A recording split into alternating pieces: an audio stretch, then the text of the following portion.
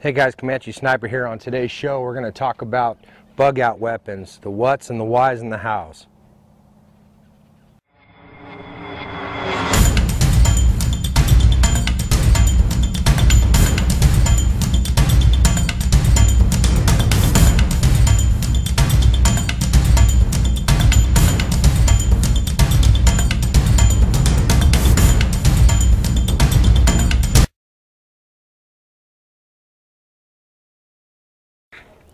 On today's show, we're going to talk about bug out weapons, dispel some myths, and decide so you can decide for yourself what you think is appropriate for your situation and what you may be comfortable with.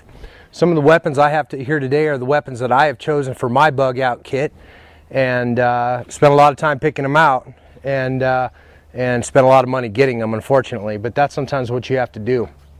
Let's just start with the main focus, because this is what everybody talks about, and that is their big scary black gun. Do you need one? Which one you should get? Should it be an AK-47 or an AR-15 or any of the other assault weapons that are out there? I chose this particular weapon because I was in the Army. For 12 years I was in the Army, and I carried a variant of this weapon for quite some time. The reason that I would recommend this weapon, it's battle hardened. Just like the AK-47, just like the FNFAL, and some of the other weapons that you can find out there are battle hardened. They've already been in combat. They're not going to fail because they haven't failed in combat. This is something that has been used. That's why I chose this weapon. Now, it may not be comfortable for you. Maybe you don't like little tiny bullets that this thing shoots. Okay, maybe you like the big AK-47 bullets. That's okay. Get what you are comfortable with. All those weapons will serve you well in a situation where you actually have to use this. All those weapons will be able to repel attacks. All those weapons will not fail. All those weapons will shoot fairly accurately. So if you're going to get a weapon, just make sure that it's been used for a long time.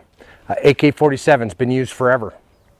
FNFAL, it's the second most popular gun in the world besides the AK-47. This weapon here needs no introduction. This is the AR-15 or M16 variant. This would be an M4 variant of that. So if you're going to get yourself an assault weapon, just like I said, something that's been tried and true and battle hardened. The weapon that you're most likely going to use in a survival situation is going to be a .22 caliber. Why do I say .22 caliber? Well, in my bug out bag, the one I would carry on my back, I have like 3,300 rounds in there. That is a lot of bullets, and that will allow me to hunt for a long time. It doesn't have a big report like some of the bigger rifles would. So a .22 with a scope will feed you, will feed your family. You go out, this will kill deer, maybe not ethically, but it'll die. So this is a good weapon. This particular weapon is the Ruger 1022. This is the one I've chosen. There's a lot of them out there. Make sure you spend some money and spend some time going out there and looking at these different, ask some questions. Ask people maybe why I have a 1022, okay? This particular weapon probably has the most accessories you can get for any .22 in the whole world. You can get barrels, you can get stocks, you can get magazines, you can get all sorts of things for this weapon. That's why I chose this, and plus it's proven itself reliable. This has been around for a really long time. As far as a pistol is concerned, this is my personal choice. This is a Springfield Arms XD-M.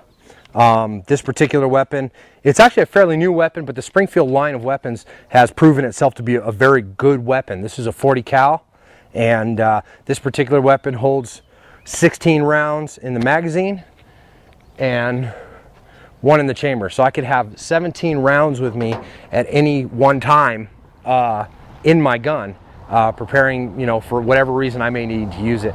Plus I'll have a second magazine with 16 rounds. It's 33 rounds that I can put on target if necessary. As far as how much ammo I carry, I carry a battle load with this. A battle load with this is about 300 rounds. I might up that, carry a few more, or maybe double that, not sure, but that's a lot of weight. For the .22 we discussed, I have 3,300 rounds for that, or right in that that area, that's a lot. For this, just 100 rounds. This is not for hunting. This is not for anything other than I need to defend myself right now, and this is what I have on my hip.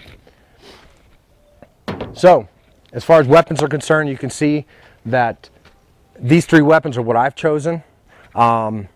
If you disagree with me, that doesn't mean that I'm wrong in the selection that I've chosen.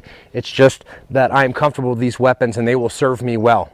Your assault rifle, to recap, your assault rifle needs to be something that's battle hardened, something that's been there and done that. You don't want to go out there and get some fancy new tactical weapon that's never seen combat, and then the first time you go shooting it, it fails. That's definitely what you don't want. 22. Get yourself a reliable 22, something that's going to fire every time and fire for a long time. You might be in a situation you can't get spare parts for it, or maybe not be able to get it repaired. So a 22 that'll be reliable and has proven itself. Pistol, same thing, reliability. Something that's not going to fail when you pull the trigger. Well, that's our show for today.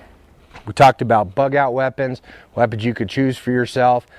Just make sure that they're tried and true, maybe even battle hardened. Other than that, it's a personal choice, so it's up to you. Hey, you guys, thanks for stopping by today.